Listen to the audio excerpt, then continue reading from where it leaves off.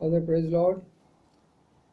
దేవుని కృపను బట్టి దేవుడు మన ఇంతవరకు సజీవులుగా ఉంచి కాపాడి భద్రపరిచిన దాన్ని బట్టి ప్రభుని స్తుతిస్తుంటున్నాం, కనపరుస్తుంటున్నాం. అనుదిన ధ్యానంలో మన యొక్క సాక్ష్యం కొరకై వెడక మునుపు మనం ప్రార్థన చేసుకుందాం. మరి గత 2 దినాలు నెట్ ప్రాబ్లం ఉన్న కారణం చేత మరి మేము మీకు ఉదయకాలం యొక్క ధ్యానము సాక్షి పంపించలేకపోయినాం. మరి ప్రభు కృపను బట్టి ఈరోజు మనకు అనుకూలతుంది కాబట్టి పంపిస్తుంటున్నాం. కాబట్టి దయచేసి మీరు ఈ యొక్క ఉదయకాల ధ్యానం మాటలు విని ఆ తర్వాత సాక్షి విని మీరందరూ బలపడండి. అది మా యొక్క ఉద్దేశము. ప్రాముఖ్యంగా యవనస్తులైనటువంటి వారికి దినాలు ఇస్తున్నటువంటి సాక్ష్యం అంతా కూడా యవనస్తులు బాగా బలపడాలనే నా ఉద్దేశంతో సాక్ష్యాన్ని పంచుకుంటూ ఉన్నాను. రండి ప్రార్థన చేసుకుందాం. ప్రేంగళ మా పడవ తండ్రి, నమ్మకాన్ని మా దేవానికి స్తోత్రాలు చెల్లించుకుంటున్నాం. రాత్రి అంతా మమ్మల్ని కాపాడారు, భద్రపరిచారు, కృపించారు. మీకు అందరూ స్తోత్రాలు. ఈ ఉదయకాల సమయంలో సజ్జులుగా ఉంచారు. మీకు అందరూ స్తోత్రాలు. ప్రభా, మీ ఘనమైన నామాన్ని జ్ఞాపకం చేసుకుంటున్నాం. మీకు అందరూ స్తోత్రాలు. ప్రభా, మా తండ్రి ఇంతవరకు మీరు సహాయపడుతూ వచ్చారు. ఉదయకాల ధ్యానంలోను సాక్ష్యంలోను మీ దాసుని బలపరిచి అనేకమైన రీతులుగా మీరు మా తండ్రి మాట్లాడుతూ వస్తున్నారు. వీటన్నిటి బట్టి మీకు అందరూ స్తోత్రాలు. ఈ దినం యొక్క ధ్యానంలో కూడా మీరే మాకు సహాయపడుతురండి. దాసుని మీరు అభిషేకించండి. మీ మాటలు దయచేస్తురండి. ప్రభా, కావాల్సినటువంటి యొక్క సాక్ష్యం ఉన్నది ఉన్నట్లుగా అనేకులకి ఉపయోగపడినట్లుగా చేయమని ప్రార్థన చేస్తూ కనబడిన అద్భుత శక్తులను నేను ఆపడ బంధిస్తూ మమ్మల్ని తగ్గించుకొని మీ వైపు చూస్తూ యేసయ్య పరిశుద్ధనామమున స్తుతించి ప్రార్థించి కనపరిచి పెట్టుకుంటున్నాము తండ్రి. ఆమేన్. రండి, ఇతని యొక్క ధ్యానం కొరకై కొన్ని మాటలు మనం చదువుకుందాం. ఆ తర్వాత మనము సాక్ష్యాన్ని కూడా విందాం. 3 సమూయేలు గ్రంథము 9వ అధ్యాయం. 3 సమూయేలు గ్రంథము 9వ అధ్యాయము 6వ వచనమని మాట్లాడుతుంది. 3 సమూయేలు గ్రంథము 9వ అధ్యాయము 6వ వచనములో, వాడు ఇదిగో ఈ పట్టణంలో దైవజనుడు ఒకడున్నాడు, అతడు బహు ఘనుడు, అతడు ఏ మాట చెప్పునో ఆ మాట నెరవేరును, మనం వెళ్ళవలసిన మార్గము అతడు మనకు తెలియచేయనేమో అని అతను అతనికి వెళుదాము రండి అని చెప్పాను. తిరిగి మరొక మాట చదువుకుందాం. ఆదికాండము 2వ అధ్యాయము. ఆదికాండము 2వ అధ్యాయము 22వ వచనము. 22వ వచనము. దేవుడైన యెహోవా తాను ఆదాము నుండి తీసిన ప్రకటముకును స్త్రీనిగా నిర్మించి ఆదాములోకి తీసుకుని వచ్చి, అప్పుడు ఆదాము ఇట్లని, నా ఎముకలలో ఒక ఎముక, నా మాంసంలో నా మాంసం, ఇది నరులో నుండి తీయబడి కనుక నారి అని పిలువబడును. చాలు. తిరిగి 3వ భాగం చదువుకుందాం. హెబ్రీ రాసిన పత్రిక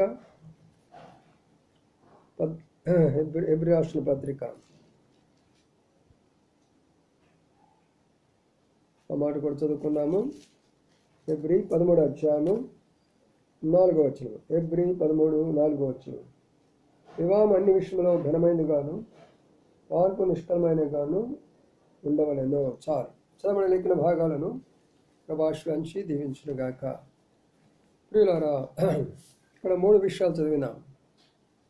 మొదటి విషయం ఏంటంటే, ఆ పట్టణంలో ఒక దైవజనుడు ఉన్నాడు, అతను ఏం చెప్పినా కూడా నెరవేరుతుంది అని. ఎవరి గురించి చెప్పారు ఈ మాట? సమూయేలు గురించి చెప్పాడు. సమూయేలు ఒక దైవజనుడు, ఆ పట్టణానికే దైవజనుడు, ఆ ప్రాంతానికే దైవజనుడు. దైవజనుడు అనేటువంటి ఆయన ఏమి చెప్పినా కూడా నెరవేరుతుంది. కాబట్టి ఆ విషయము మనం అర్థం చేసుకోవాలి. దైవజనులైనటువంటి వారు, ప్రార్థనాపరులుగా ఉన్నటువంటి వారు ప్రార్థించి ఏం చెప్పినా కూడా దేవుని యొక్క మాట ప్రకారం అది జరిగి తీరుతుంది. అందులో అనుమానము లేనే లేదు. 2వ విషయాన్ని మనం గమనించుదాం. అదేంటంటే, మరి ఆదికాండము 2వ అధ్యాయంలో చూస్తూ వచ్చాం. దేవుడైన యెహోవా మొట్టమొదటి ఆదామును చేశాడు. ఆదాములో నుండి ఏం చేశాడు? ఒక మరి ప్రకటనకు తీసుకొని స్త్రీనిగా చేశాడు. ఇప్పుడు ఆదాం దగ్గర తీసుకొని వస్తే, ఇప్పుడు ఆదాం అన్న మాట ఏంటంటే, నా ఎముకలలో ఒక ఎముక, నా మాంసంలో ఒక మాంసం, ఇది నరుల నుండి తీయబడింది కనుక నారి అనబడింది వాళ్ళు. అంటే ఇది మొట్టమొదటిగా వివాహముతో బైబిల్ ప్రారంభించబడుతుంది. మొట్టమొదటి కుటుంబం ఏదంటే ఆదాము అవ్వల యొక్క కుటుంబమే ప్రపంచానికి పునాది. ఆ తర్వాత వచ్చినటువంటివే ఈ సమస్తమైనటువంటి యొక్క ప్రజలందరూ కూడా, ఈ 7 ఖండాలు ఉన్న ప్రజలందరూ కూడా ఆ కుటుంబం తర్వాత వచ్చినటువంటి వాళ్ళే. వాళ్ళు ఏమైనా చెప్పుకోనివ్వండి, ఇది మాత్రం వాస్తవమైన విషయం. ఇది వివాహాన్ని గురించి. అయితే హెబ్రీ రాష్ట్రపత్రికలో మాట చదువుకున్నాం 13లో, వివాహము ఘనమైనగాను ఉండాలి అనేది. లోకంలో ఎన్నో ఘనమైనవి ఉంటవి, వాటన్నిటికంటే మించినటువంటిది వివాహము. ఎందుకంటే వివాహమే లేకపోతే ప్రపంచమే ఉండదు, వివాహం లేకపోతే కుటుంబం ఉండదు, వివాహం లేకపోతే బిడ్డలు ఉండరు, సంతానం ఉండదు, సంతానం లేకపోతే ప్రపంచం విస్తరించదు. అందుకని అన్నిటికైనటువంటి ఏ ఘనత రావాలన్నా ముందు కుటుంబంలోంచే రావాలి. వివాహం అయితేనే బిడ్డలైనా చదువుని బట్టి ఘనత, ఉద్యోగాలు వస్తాయి, మరి బిడ్డలే కదా కాబట్టి ఘనత. లేక పెద్ద పెద్ద ఉన్నతమైన స్థానంలోకి వెళ్ళిపోతారు, ఆ ఘనత ఎక్కడి నుంచి వస్తుంది? వివాహం. కాబట్టి అది ఘనమైనదిగా ఉండాలి అనే విషయాన్ని గురించి ఇక్కడ మనము చూస్తున్నాం. ఎందుకంటే వివాహం అనేది 3 విధాలుగా జరుగుతుంది దేవుని యొక్క వాక్య ప్రకారం. ఒకటి, మరి పెద్దలు, అటువైపు పెద్దలు ఇటువైపు పెద్దలు, మరి వారు అనేక విషయాలు మాట్లాడుకొని ఆ తర్వాత అబ్బాయిని వాళ్ళిద్దరం కూడా ఉంచుకొని ఇష్టపడినట్లయితే అనేక విధాలైనటువంటి ఆచారాలు, కట్నాలు, కానుకలు, అనేకమైనటువంటి పద్ధతులు, వాటిని ఉపయోగించి కులాలు, మతాలు, రకరకాలైనటువంటివి అందులో తీసుకొచ్చి పెట్టుకొని చేసినటువంటిది అది అన్యాచార పద్ధతి అంటారు. అది వాక్యానుసారమైనటువంటి వివాహము కాదు అని. రెండవ వివాహం ఏం చేస్తారంటే, యవనస్తులు వారికై వారు ఇష్టపడతారు, వారికై వారు ప్రేమించుకుంటారు, వారికై వారు వివాహం చేసుకుంటారు. ఇక వారి యొక్క జీవితంలో కష్టాలు, నష్టాలు, బాధలు అన్నీ కూడా వాళ్ళే పడుతూ వస్తారు. అప్పుడు పెద్దలు ఏం పట్టించుకోరు, దేవుడు కూడా ఏం పట్టించుకోరు. కానీ అది కూడా వాక్యానుసారమైనటువంటి విషయం కాదు. ఇక మూడో విషయం ఏంటంటే, దేవుని ద్వారా నిర్ణయించబడినటువంటిది. దైవ సేవకులు ప్రార్థన చేసి వారి ఏర్పాటు ప్రకారం ఏదైతే జరుగుతున్నదో అది ఎంతో శ్రేష్టమైనది, అది ఎంతో సంతోషకరమైనది, అది ఎంతో సమాధానకరమైనది. ప్రభు దగ్గరకు కూడా అలాంటి వివాహం జరిగినటువంటి వారు, వారి బిడ్డలు ఆశీర్వదించబడతారు. ప్రభు వచ్చినప్పుడు వారి కుటుంబాలు ప్రభు దగ్గరికి వెళతాయి, నిత్యం పరలోకంలో ఉంటారు. అది గొప్ప ఘనత. కాబట్టి అలాంటి యొక్క వివాహంలో ఆచారాలు ఉండవు, పద్ధతులు ఉండవు, కులాలు ఉండవు, మతాలు ఉండవు, జాతులు ఉండవు, కట్నాలు ఉండవు, కానుకలు ఉండవు, దండలు ఉండవు, పువ్వులు ఉండవు, ఏమీ ఉండవు. అది దేవుడి ద్వారా జరిగించబడింది. దేవుడు ఏం చేస్తున్నాడు? అక్కడ వివాహాన్ని తీసుకొని వచ్చాడు, ఆదాం దగ్గరికి వచ్చాడు, అంతే. ఈమె నీ భార్య అని చెప్పాడు. ఆమె చెప్పాడు, నా భార్య, నాలో నుండి తీయబడినటువంటి వ్యక్తి, అంతే. వివాహం ప్రభు ఎంతో, మరి ఆ రోజు కూడా దేవదూతలందరూ పిలిపించేసి మేళతాళాలన్నీ పెట్టించేసేసి బ్రహ్మాండంగా ఊరేగించి, మరి వాళ్ళందరి చేత, దేవదూతలందరి చేత ఆదాము చేయొచ్చు కదా, అలాగ చేయలా, సామాన్యంగా జరిగించాడు. అది చాలా గొప్పగా ప్రపంచం అంతా కూడా ఇలా ఈరోజు వరకు కూడా విస్తరించి వచ్చింది. ప్రియులారా, ఈ విషయాలు నేను ఎందుకు చెప్తూ వచ్చానంటే, ఇవే విషయాలు ప్రభు తన కృపను బట్టి రాసినటువంటి నా జీవితంలో కూడా జరిగిస్తూ వచ్చాడు. అందుకని ఈ రోజున మీకు ఈ విషయాలు పంచుకుంటూ వచ్చాను.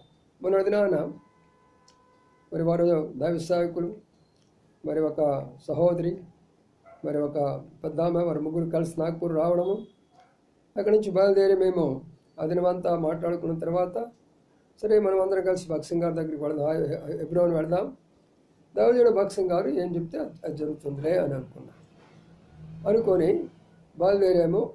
మరి ఉదయాన్నే బయలుదేరేసి అక్కడికి వచ్చేసాం. మరి హైదరాబాద్ హెబ్రోన్కి వెళ్ళిపోయినాం. ఉన్నారు, భక్సింగ్ గారు ఉన్నారు. ఆ తర్వాత మార్నింగ్ మేబీ 10-10:30 ఆ ప్రాంతంలో భక్సింగ్ గారి దగ్గరికి వెళ్ళాము. వెళ్ళిన తర్వాత మాతో వచ్చిన దైవ సేవకులు చెప్పారు, బ్రదర్, మరి అబ్బాయి విషయం మేము ప్రార్థన చేస్తూ వచ్చాము, మీరు కూడా ప్రార్థన చేస్తున్నారు చాలా కాలం నుంచి. ఇప్పుడు ఒక అమ్మాయి విషయమని మేము ప్రార్థన చేసినప్పుడు ప్రభు మాకు సమాధానం ఇచ్చాడు. మరి దీని విషయంలో తాను చెప్తే తానేమన్నాడంటే, మరి భక్సం గారు ఏం చెప్తాడో అదే జరుగుతుంది, కాబట్టి నాదేం లేదు అని చెప్పాడు. అందుకని మేము అందరం ఇక్కడికి వచ్చాము మీ యొక్క మాట కొరకాయ అని అన్నాడు. భక్సం గారు విన్నాడు. భక్సం గారు పోతే అక్కడ స్టీవెన్ గారు ఉన్నారు, ఆయన విన్నాడు. ఇటు వీళ్ళు విన్నారు, నేనున్నాను. అందరూ మీరు చెప్పినప్పుడు విన్నారు. భక్సం గారు కూడా చూశారు మమ్మల్ని. మరి అన్నిటినీ ఆయన విన్న తర్వాత ఏం జవాబు చెప్పలా. అది సంక్రాంతి సెలవులు అనుకుంటాను, 13, 14, 15వ తారీఖుల్లో, 15వ తారీఖు అనుకుంటాను బహుశా. మరి ఏం చెప్పలేకపోతే ఇక మరి మౌనంగా ఉంటే, మరి మేము కూడా సరేలే బ్రదర్ మౌనంగా ఉన్నాడు, మనం చేయగలిగినటువంటిది ఏముంది, ఏదైనా విషయం ఉంటే బ్రదరే చెప్తాడు కదా, కాబట్టి మీరు మనమేం తొందరపడాల్సిన పని లేదులే. నాకు కూడా కొంచెం ఫ్రీ అయిపోయినాను. వీళ్ళందరూ చెప్పిన మాటలు కొంచెం ఫోర్స్గా మరి నన్ను ఒప్పించడానికి ప్రయత్నం చేశారు కదా, మరి ఈ విషయాన్ని బట్టి కొంత మరి నేను ఫ్రీ అయిపోయినాను అనుకొని దినమంతా అక్కడే ఉన్నా. భోజనం కూడా హెబ్రోన్లో చేసుకున్నాము. ఇక సాయంకాలం ప్రయాణం కావాలి. వాళ్ళేమో ఇటువైపు చీరాలు వచ్చేసేయాలి, నేనేమంటే నాగపూర్ వెళ్ళిపోవాలి. మరి ఆయన భక్సం గారే ప్రార్థన చేయాలి. భక్సం గారే ప్రార్థన చేసి మమ్మల్ని పంపించాలి. మరి భక్సం గారి దగ్గరికి వెళ్ళి బ్రదర్ మరి మేము we are returning back to our places, మా స్థలాలకు మేము వెళ్ళిపోతున్నాము, మీరు దయచేసి ప్రార్థించండి అని అన్నాడు. అప్పుడు భక్సింగ్ గారు నా వైపు చూసి, మా అందరి వైపు చూసి ఒక మాట అన్నాడు. అప్పుడు ఆయన ఒకే ఒక మాట అన్నాడు, ఇట్ ఈస్ గాడ్స్ విల్, దేవుని యొక్క చిత్తము అని అన్నాడు. ఏమి చెప్పలేదు, ఒకే మాట అన్నాడు, దేవుని చిత్తము అని అన్నాడు. అప్పుడు అడిగాడు ఆయన, అక్కడ సేవకుని అడిగాడు, అమ్మాయి మరి తిరిగి జన్మించిందా అని అడిగాడు. అవును జన్మించింది బ్రదర్. బాప్తిసం తీసుకున్నారా అన్నారు. తీసుకున్నాను బ్రదర్. ఎక్కడ, ఏ సహవాసం ఎక్కడా అని అన్నారు. అప్పుడు చెప్పారు, ఫలానా చీరాల పీటలపాలు గారు మన సహవాసమేను అని చెప్పారు. ఆ తర్వాత మరి పరిచర్యలు కూడా, మందిర పరిచర్యలు కూడా పాల్పొందుతూ ఉంటుంది అని కూడా చెప్పారు. ఆ తర్వాత వారి ముందు నన్ను కూడా ఇవే ప్రశ్నలు ఇచ్చాడు భక్సింగ్ గారు. నేను కూడా చెప్పానన్నా, నేను తిరిగి జన్మించాను, ఇలాగా ఒంగోలులోనే బాప్తిసం కూడా తీసుకున్నాను, పరిచర్లో ఉన్నాను, ఇప్పుడు నాగపూర్లో పరిచర్లో ఉన్నాను, మీకు తెలిసిన విషయమే కదా అన్నాను. ఇప్పుడు భక్సింగ్ గారు అన్న మాట ఏంటంటే, మరి ఇది దేవుని యొక్క చిత్తం, ఇట్ ఈస్ గాడ్స్ విల్, కాబట్టి మీరు విధేయత చూపించండి. ప్రభు చిత్తమైతే నేను మరి 19th ఒంగోలు వచ్చేస్తున్నాను, మీరు 19th కల్లా తయారై ఉండాలని చెప్పాడనగా 14, 15వ తారీఖు ఆ ప్రాంతంలో చెప్పాడు మాకు. నేనే వస్తున్నాను వివాహం కొరకై, go and get ready for marriage అని అన్నాడు. ఇక చూడండి ఏమైపోయిందో పరిస్థితి అంతా కూడా. ఎవరు మాట్లాడలేము. ఇక భక్సింగ్ గారు కానీ ఒక మాట అన్నాడన్న తర్వాతకి ఎవ్వరూ మాట్లాడరు. ఆ రోజుల్లో ఎంత గొప్పవాళ్ళైనా సరే నోరు మెదలడానికి వీల్లేదు. ఆయన అవునంటే అవును, కాదంటే కాదు. కాదన్నాడా ఎవరు అలాగా చేయడానికి, అవునన్నాడా భూమి ఆకాశాలు తలకిందులైనా జరిగి తీరుతుంది. అది అంత గొప్ప దైవజనుడు ఆయన. ఆ దినాల్లో ఆ పట్టణంలో ఒక దైవజనుడు ఉన్నాడు. ఆయన ఏం చెప్పినా కూడా నెరవేరుతుందని చదివి దాని కొరకే నేను. ఆ తర్వాత అయిపోయిన తర్వాత ఒక చిన్న ప్రార్థన చేశాడు మమ్మల్ని పంపిస్తూ. ఆ ప్రార్థనలో 3 విషయాలు ప్రార్థించేశాడు. మొదటి విషయము, ప్రభా అనేక సంవత్సరాలు నీ బిడ్డ నీ కొరకు నీ పాదాల ఎదురు కనిపెట్టిన తర్వాత నీ చిత్తాన్ని బయలుపరిచినావు, దాన్ని బట్టి నీకు వందనాలు అయ్యా అని ప్రభుని స్తుతించి ప్రార్థించాడు. రెండవ ప్రార్థన, ఈ వివాహంలో ఎలాంటి అన్యాచారాలు కానీ లోకాచారాలు కానీ పద్ధతులు కానీ ఏమీ జరగకుండా పరిశుద్ధమైన వివాహంగా జరిగించడానికి సహాయం చేయమని రెండవ ప్రార్థించాడు. మూడవ ప్రార్థనలు ఏమన్నాడంటే, వివాహం అయిన తర్వాత వీళ్ళకి చాలా శ్రమలు రాబోతున్నాయి, ఆ శ్రమలు తట్టుకోవడానికి కావాల్సిన వాళ్ళకి శక్తి దయచేయ ప్రభు అని 3 విషయాలు ప్రార్థించాడు. ఈ 3 విషయాలు ఆయన ప్రార్థనలో అక్షరాలుగా నా జీవితంలో నెరవేర్చాయి. ఏ మాత్రము కూడా మార్పు లేకుండా 3 విషయాలు ఆశ్చర్యకరంగా అద్భుతకరంగా జరుగుతూ వచ్చినాయి. ప్రియులారా, అర్థం చేసుకోండి. ఇక్కడ ఆ తర్వాత వెంటనే బయటకు వెళ్ళాము. మరి జీటీ గారు ఆఫీస్లోనే ఉన్నారు, వారితో చెప్పాము. ఆయన వెంటనే వాళ్ళే కార్డులు ప్రింట్ చేశారు అక్కడ హైదరాబాద్లోనే. నాకు టైం లేదు, ఇక ఎన్ని కార్డులు ప్రింట్ చేసుకోవడానికి ఇవ్వడానికి అవకాశం లేదు. కాబట్టి టైం ఏంటంటే 3-4 దినాల ముందే ఇక నేను ఇంట్లో కూడా చెప్పాల. ఇంట్లో వాళ్ళ అమ్మకు కానీ, అన్నయ్య వాళ్ళకి కానీ, అక్కయ్య వాళ్ళకి కానీ, బంధువులకు కానీ ఎవ్వరికి చెప్పేంత టైం నాకు లేదు. మరి అలాంటి ఒక పరిస్థితి వచ్చింది. నేను అప్పుడేం చేశానంటే ఆ కార్డులు జీటీ గారు ప్రింట్ చేసేసేసి నాకు ఆయన 1-2 అక్కడ వాళ్ళకి ఆఫీస్లో తీసుకొని మిగతా నాకు ఇచ్చేసి, నువ్వు వెళ్ళి మరి ఎవరెవరికి ఇచ్చుకోవాలనుకుంటున్నావో ఇచ్చేసుకోమని చెప్పాడు. అవి తీసుకొని ఒంగోలు వచ్చాను. ఒంగోలు వచ్చేస్తే ఒంగోలు మా దైవ సేవకుడు ఉన్నాడుగా యోహాన్ గారు, ఆయన దగ్గరికి వచ్చిన తర్వాత అన్న ఇలాగ సంగతి, మరి నాకు వివాహాన్ని ఇట్లా ఏర్పాటు చేశారు హెబ్రోన్లో భక్సింగ్ గారు, తర్వాత మరి జీటీ గారు అని చెప్పినప్పుడు ఆయన చాలా కోపం వచ్చింది. నన్ను అడగలేదు, ఇక్కడ ఆత్మీయంగా పుట్టావు, ఇక్కడ బాప్తిని తీసుకున్నావు, ఇక్కడ పరిచయం చేసావు, అంత నీ ఇష్టానుసారంగా నువ్వు జరిగించుకున్నావు అని నా మీద చాలా కోపడ్డాడు. చాలా కోపడి ఒక మాట కూడా అన్నాడు, ఈ వివాహము ఇక్కడ జరగడానికి లేదు, పోయి రోడ్డు మీద చేసుకోపో అని అన్నాడు. మందిరం జరగడానికి వీల్లేదు, పోయి రోడ్డు మీద చేసుకోవడం పో అని అన్నాడు. నేను ఏడుస్తూ ఆయన దగ్గర నిలబడ్డా. ఏంట్రా బాబు, వాళ్ళేందో వాళ్ళు అక్కడ ఏర్పాటు చేయడం ఏంటి, భక్సింగ్ గారు చేయడం ఏంటి, ఈయన ఎట్లా అంటాం ఏంటి, వెనక నాకేమున్నా, మా నాన్నగారు లేరు, అమ్మ ఒక్కరు ఉన్నారు, వాళ్ళకి ఏమీ తెలియదు అసలు ఈ మందిర విషయాలు కానీ, వాళ్ళని అన్యాచారాల మీద ఉన్నవాళ్ళు కాబట్టి వాళ్ళకి ఏం తెలియదు ఈ విషయాలన్నీ కూడా. ఏం చేయాలో అర్థం కాని పరిస్థితి ఏర్పడిపోయింది. చాలా దుఃఖంతో ఏడుస్తూ అన్న దగ్గర, నా పొరపాటు అయిపోయిందన్న, నేను కాదన్నా భక్సింగ్ గారు వాళ్ళు చెప్పారన్నాని ఎంత వదిలేని ఒప్పుకోవటంలా. మరి అక్క వచ్చిందన్న నా దగ్గరికి, బాలమణి అక్క, కాస్త నన్ను బుజ్జగించింది. అన్న అంతే అంటాళ్ళయ్యా, నువ్వేం భయపడగాకు, దిగులు పడగాకు, జరిగేది జరుగుతుందిలే అని ఆమె కాస్త ధైర్యం చెప్పేసింది. అలాగ అక్కడ జరిగింది. ఎందుకంటే యోహానన్న గారు కొన్ని ప్రపోజల్ చెప్పాడు నాకు అక్కడ ఒంగోలులో.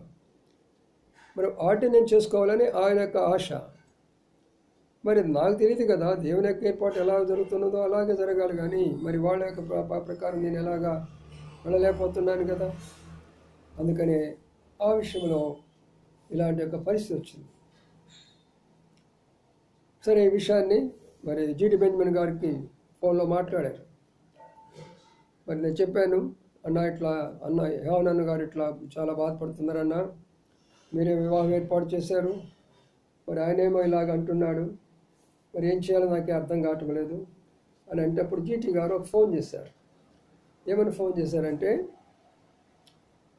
బ్రదర్ యోహాన్, నీ దగ్గర ఆత్మీయంగా పెరిగిన మాట వాస్తవమే, నీ దగ్గర పరిచయం చేసిన మాట కూడా వాస్తవమే, కానీ ఇప్పుడు ప్రస్తుతం నాగ్పూర్లో తన సేవలో ఉన్నాడు, ఉద్యోగంలో ఉన్నాడు, మా కంట్రోల్లో ఉన్నాడు, హైదరాబాద్ హెబ్రోన్ కంట్రోల్లో ఉన్నాడు. కాబట్టి తన యొక్క బాధ్యతను మేము తీసుకుంటున్నాం. కాబట్టి నీ దగ్గర ఉన్నప్పుడు మీ బాధ్యత, మా దగ్గరికి వచ్చినప్పుడు మా బాధ్యత. కాబట్టి అది తను ఏర్పాటు చేసుకోలేదు, తను మిస్అండర్స్టాండ్ చేసుకోవద్దు. మరి 19వ తారీఖు మరి భక్సింగ్ గారు మేమందరం వస్తున్నాం అక్కడికి, కాబట్టి మీరు సిద్ధంగా ఉండండి అని జీటీ గారు ఫోన్ చేస్తారు యోహాన్ గారికి. అప్పుడు ఆయన కొంచెం చల్లబడ్డాడు. ప్రియులారా, చూడండి వివాహ విషయాలు ఉండేటటువంటి పరిస్థితి. అయితే ఆ తర్వాత జరిగిన విషయం ఏంటంటే, అంతకుముందే దైవ సేవకులకు కూడి జరిగింది ఒంగోలులోనే. చాలామంది దైవ సేవకులు వచ్చారు, జిల్లా దైవ సేవకులు అందరూ కూడా, ఇతర మరి జిల్లాల నుంచి కూడా చాలామంది దైవ సేవకులు వచ్చున్నారు. మరి అదే సందర్భంలో మరి చాలామంది దైవ సేవకులు అనగా పెద్ద పెద్ద వాళ్ళందరూ కూడా వచ్చున్నారు. అప్పుడు బెంజమిన్ గారైనా, అలాగే మరి ఇక ఫిలిప్ గారైనా, జీటీ బెంజమిన్ గారైనా, ఇలాగ అనేక మంది సేవకులు, మరి మార్టిన్ గారైనా, అదినాలు అక్కడ చాలామంది వచ్చున్నారు. ఆ సందర్భంలో మరి దేవుడు తన కృపను బట్టి ఇలాంటి అవకాశాన్ని నాకు అనుగ్రహించినారు. సరే, మరి నేను అది అయిపోయింది, వాళ్ళ ఇంటి వాళ్ళకి చెప్పుకోవాలిగా. ఇంటి వాళ్ళ దగ్గరికి వెళ్ళి చెప్తుంటే మా అన్నయ్య అన్నాడు, ఏంట్రా ఇది, ఏం చేస్తున్నావు నువ్వు, బొమ్మల పెళ్ళిళ్ళు చేసుకుంటున్నావు ఏంటి, ఇంటి వాళ్ళకి ఏం చెప్పాల్సిన అవసరం లేదా, మాకు చెప్పాల్సినటువంటి బాధ్యత లేదా, అమ్మకి చెప్పొద్దా, నాకు చెప్పొద్దా, అక్క వాళ్ళకి చెప్పొద్దా, ఎవరికి చెప్పకుండా నీ అంతా నువ్వు ఏర్పాటు చేసుకోవడం అంటే, అన్నయ్య అదిగా జరిగిన విషయం ఇది, నాకు కూడా ఏం తెలియదు, మరి భక్సింగ్ గారు మనతో అంత చాలా గొప్పవాడు అందరికీ తెలుసు కదా, ఆయన ఏర్పాటు చేశాడయ్యా, మరి నేనేం చేయాలా, మనం ఏం చేయగలిగింది లేదు, 19వ తారీఖు మనకి అక్కడ ఒంగోలు లష్కోల్ ప్రార్థన మందిరంలో మీరు రండికి చాలు అంతే, మిగతా అన్నీ అక్కడ వదిలిపోతాయి, వంట పని కానీ ఏది కూడా మీరు చేయాల్సినటువంటి పని లేదు, మీరు ఏమీ లేదు అని చెప్పేసాను, వాళ్ళని ఒప్పించేసాను, వచ్చాను. ఆ తర్వాత ఇంకా మళ్ళీ ఇంకేం చేయాలా, బట్టలు కూడా కావాలి కదా, మొత్తం కలిసి 4 days కూడా లేవు నాకు, వివాహానికి ముందు 4 days టైంలో అన్నీ చేయాలి, ఏడ చేస్తాను నేను, వెనక ఎవరు లేరు నాకు, నేను అన్నిటికీ పోరాడుతున్నా. వెంటనే వెళ్ళాను, మరి వాళ్ళకి కావాల్సినటువంటి బట్టలు వాళ్ళకి ఇచ్చేసాము, తర్వాత మరి మాకు కావాల్సినటువంటి బట్టలు మేము తీసుకున్నాం,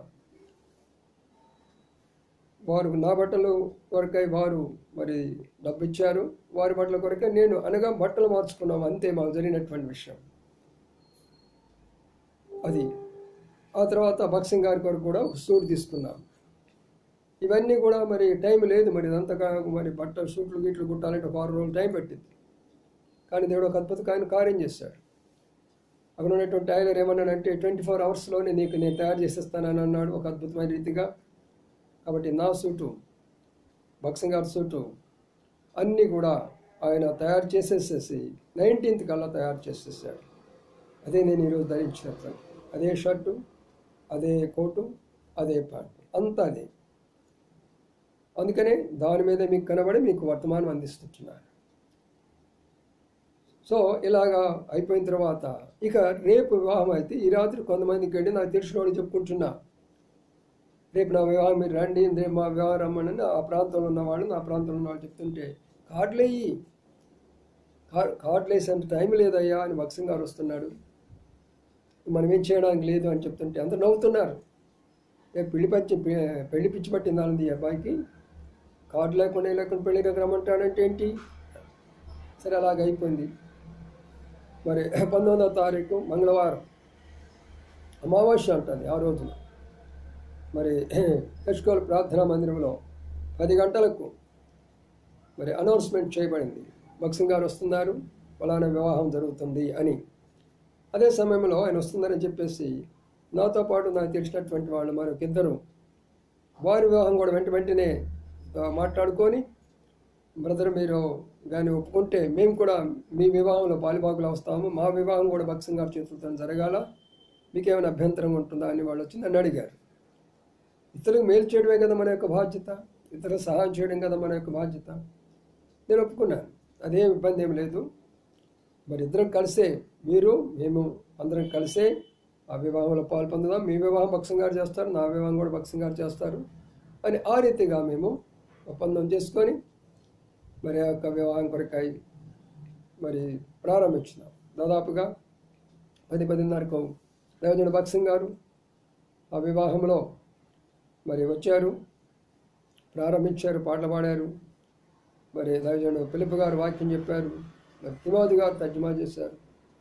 అలాగా ఇంకా అనేక మంది, మరి అనుకోకుండానే కొన్ని వేల మంది, మేబీ 4-5 వేల మంది దాకా జనాభా, మందిరం అంతా పట్టలేదు, బయటంతా కుర్చీలు వేసినా పట్టలేదు, పైన పట్టలేదు, వెనక పట్టలేదు, విశాలమైనటువంటి సముద్రం లాంటి జనసమూహం వచ్చారు.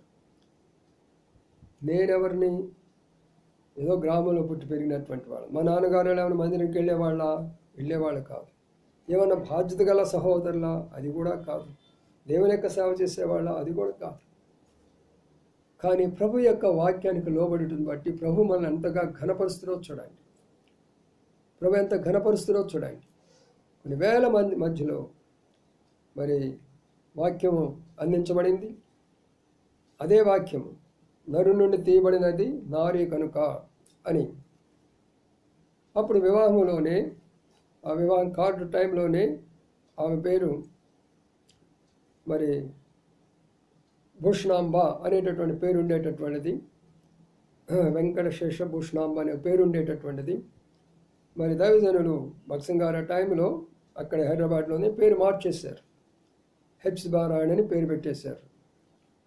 నా పేరు కూడా ఆశీర్వాదం అయితే నేను నాగ్పూర్లో ఉన్నప్పుడు ఆశిష్ అని పిలిచారు కాబట్టి ఆశిష్ అనే పిలిచేవాళ్ళు. ఆ రీతిగా కార్డులో కూడా మరి మేము వేయటం జరిగింది అప్పుడు ఆ దినాల్లో. కాబట్టి మరి ఈ విధానంలో భక్సింగ్ గారు వచ్చారు. మరి జరిగినటువంటి యొక్క వివాహ సందర్భంలో వాక్యం అందించబడిన తర్వాత మన యొక్క పద్ధతి ఒకటే మీకు తెలుసు కదా. ఏముంటాయి మన పద్ధతులు అంటే చాలామందికి వివాహం అన్న తర్వాత ఎలాగుంటుందో వాళ్ళు చాలామంది తెలియదు. అందుకొరకే నేను వారి కొరకే చెప్తూ ఉంటున్నాను, జాగ్రత్తగా ఆలోచించేయండి. మరి వాక్యం అయిన తర్వాత వాళ్ళు ఏం చేస్తారంటే మన చేత ఆరాధన చేపిస్తారు. మన చేత ఆరాధన చేపిస్తారు.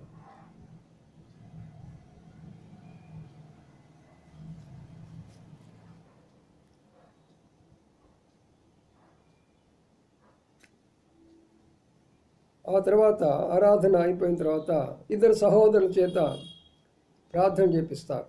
బెజవాడ బెంజమిన్ గారు, రాజారావు గారు ఇద్దరు ప్రభువును స్తుతించి ఆ రోజున వారు మా కొరకై ప్రార్థించారు. ఆ తర్వాత భక్సింగ్ గారు, చీటి బెంజమిన్ గారు వారందరూ కూడా మరి మా చేతుల మీద వారి చేతులుంచి వారు ఏం చేస్తారంటే వాగ్దానాలు చెప్తారు. వారు వాగ్దానాలు చెప్తారు. ఆ వాగ్దానాలు ప్రకారం నేను చెప్పాలా, వారు చెప్పాలా, దాని ముందు మేమిద్దరం ఆరాధించాలి. మొట్టమొదటి నేను ఆరాధిస్తాను, తర్వాత తను ఆరాధిస్తున్నారు. ఇద్దరు ఆరాధన అయిన తర్వాత మరి మమ్మలను వాగ్దానాలు చెప్పిస్తారు. వాగ్దానాలు అయిన తర్వాత ఇద్దరు దైవ సేవకుల ద్వారా ప్రార్థన చేస్తారు.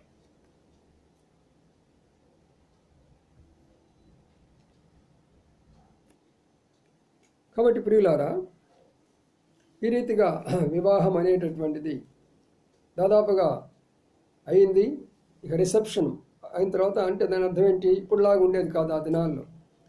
అయిన తర్వాత ఏం చేయాలంటే పెండ్లి కుమారుడు పెండ్లి కుమార్తె లేచి అక్కడే నిలబడతారు. లేచి పాటలు పాడుతూ ఉంటారు. ఇక అందరూ వారి వారు ఏమేమి ఇవ్వాలో వాళ్ళ గిఫ్ట్లు తీసుకొని వాళ్ళు విష్ చేసేదాని కొరకై, చేతులు కలిపేదాని కొరకై వస్తూ ఉంటారు. మరి హత్తుకోవడం ఇవన్నీ కూడా దాదాపుగా గంట పైన పట్టింది. వేలాది మంది ప్రజలు వచ్చి మాకు సెకండ్ ఇవ్వటము, మమ్మల్ని ఆశీర్వదించడము, మా కొరకై ప్రార్థన చేస్తున్నామని చెప్పడము, మమ్మల్ని హత్తుకోవడము, అవన్నీ చూస్తుంటే పరలోకంలో ఉన్నట్టే ఉంది మాకు. వాళ్ళెవరో భక్సింగ్ గారికి అస్సలు తెలియదు. నేను కొద్దో గొప్ప తెలుసు, మా ఫ్యామిలీ అసలు తెలియదు భక్సింగ్ గారికి. కానీ అంత మందిరంలో అంత ఘనమైన రీతిగా ప్రభు జరిపించడానికి కారణం ఏంటంటే వాక్యానికి విధేయులైనాం. దేవుని యొక్క దాసుని యొక్క మాటకు విధేయులైపోయినాం. ఆయన ఏం చెప్తే దాని ప్రకారం చేసేదానికి సిద్ధంగా ఉన్నాం. ఏమీ లేవు మాకు. పెండ్లి చూపులు జరిగినాయి అంటే అవి జరగలేదు. ఎంగేజ్మెంట్ అయిందంటే అది కూడా జరగలేదు. వాళ్ళ బంధువులు వచ్చారు, వీళ్ళ బంధువులు వచ్చి కూర్చొని మాట్లాడుకున్నారంటే అది జరగలేదు. మరి వారి కుటుంబాలు ఎంతమంది ఉన్నారు, ఏమేమి చేస్తున్నారంటే అది జరగలేదు. మా కుటుంబాలు ఎంతమంది ఉన్నారు, ఏమేమి చేస్తున్నారంటే ఇది జరగలేదు. చూడండి, దేవుని యొక్క సంకల్పాల్లో ఉన్నటువంటి యొక్క వివాహాలు ఇలాగ జరుగుతాయి. ఒకవేళ ఇలాంటి వివాహం జరిగిందో లేదో నాకైతే తెలీదు. మన వాళ్ళు కూడా జరిగినాయి, విశ్వాసులు కూడా జరిగినాయి, చాలామంది వివాహాలు జరిగినాయి. కానీ ఈ విధానం జరిగినాయి చాలా తక్కువ నాకు తెలిసినంత వరకు. నేను కూడా కొన్ని ఎంగేజ్మెంట్ చేశాను, నేను కూడా కొన్ని వివాహాల్లో వర్తమానాలు అందించిన వివాహాలు చేశాను. కానీ ఈ విధానంగా అసలు ఏమీ లేకుండా, ఏ విషయాలు మాట్లాడకుండా, ఎందుకంటే ఎవరైతే వివాహాలు జరిపించారో మరి వివాహాలు చేసుకోవాలనుకుంటున్నారో మీ అందరికి కూడా తగినటువంటి మాటలు ఇవన్నీ కూడా. ఇక్కడ మేము కులాలు కానీ, మతాలు కానీ, జాతులు కానీ, కట్నాలు కానీ, కానుకలు కానీ, డబ్బు కానీ, బంగారం కానీ, వస్తువులు కానీ ఏమీ లేదు మాకు.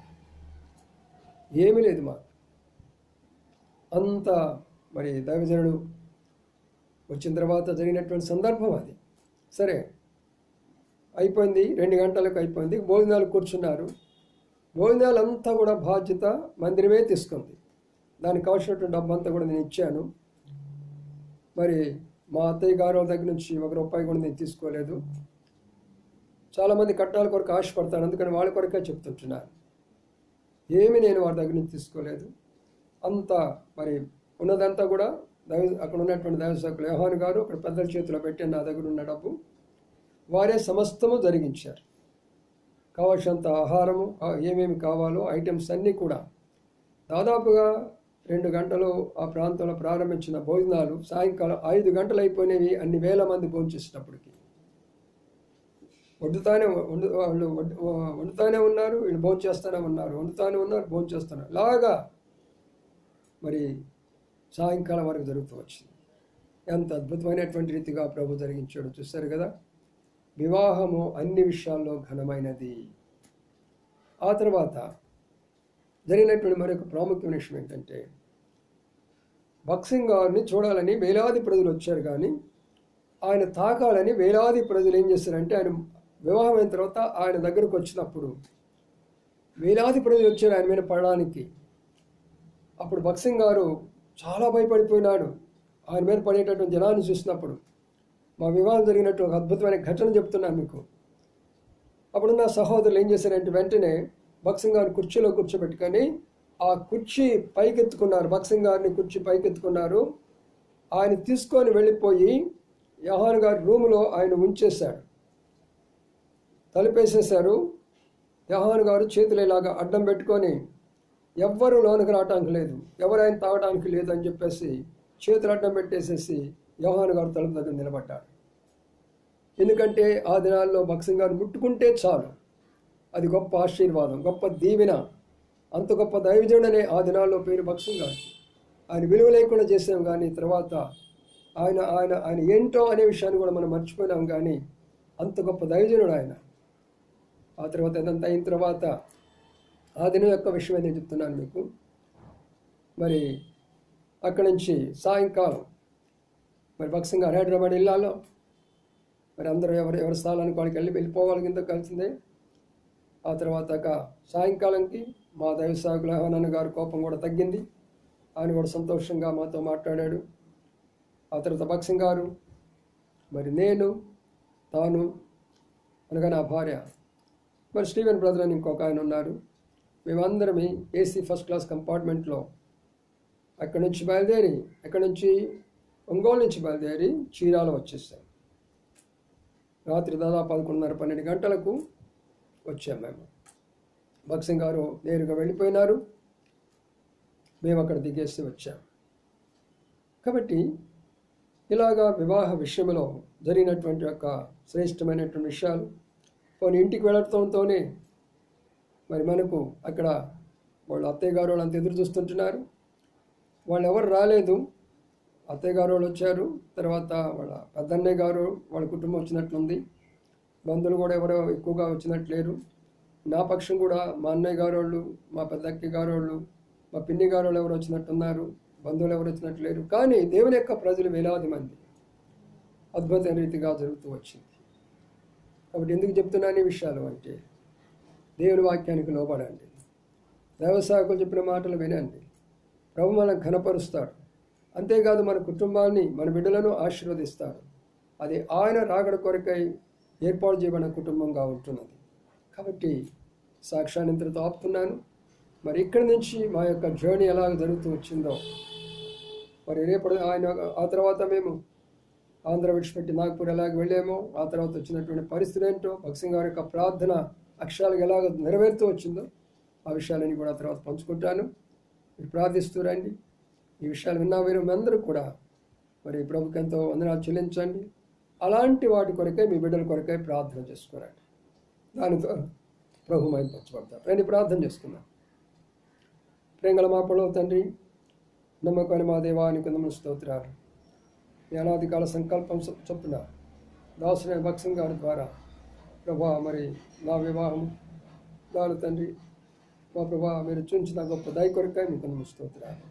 వాక్యాన్ని సాక్ష్యాన్ని పంచుకొని ఉంటుండగా అనేక కుటుంబాలకు, యవనస్తులకి మేలుకరంగా చేయమని ప్రార్థన చేస్తూ ఈ దినమంతరికి మాకు తోడుగా ఉండి మీ నామాన్ని మహింపరచుకోమని మా తండ్రి మరి సంఘస్థులు బయటికి వెళ్తున్నారు, అందరి క్షేమ కనుగొచ్చుట్లో సహాయం చేయమని విధాల హస్తాలు కప్పచెప్పుకుంటూ వందనార్జులు ఉంచుకుంటూ సాయంకాలం బైబిల్ పట్టణం కొరకు సిద్ధపరచమని యేసయ్య పరిశుద్ధ నామమున స్తుతించి ప్రార్థించి కనపరచి వేడుకుంటున్నాము తండ్రి, ఆమేన్. అందరి ప్రైజ్ లార్డ్. ఈరోజు ఎందుకు వేసుకున్నానంటే ఈ సూటు ఇది నాకు వివాహ సందర్భంలో ఉన్నటువంటిదే. ఆ రోజు ఎలాగున్నదో ఈరోజు కూడా అలాగే ఉన్నది, అందుకొరకే రీతిగా కనబడుతున్నాను. అందరు ప్రార్థిస్తూ ఉండండి, నా సాక్ష్యాన్ని వాక్యాన్ని కొనసాగిస్తూ వస్తాను.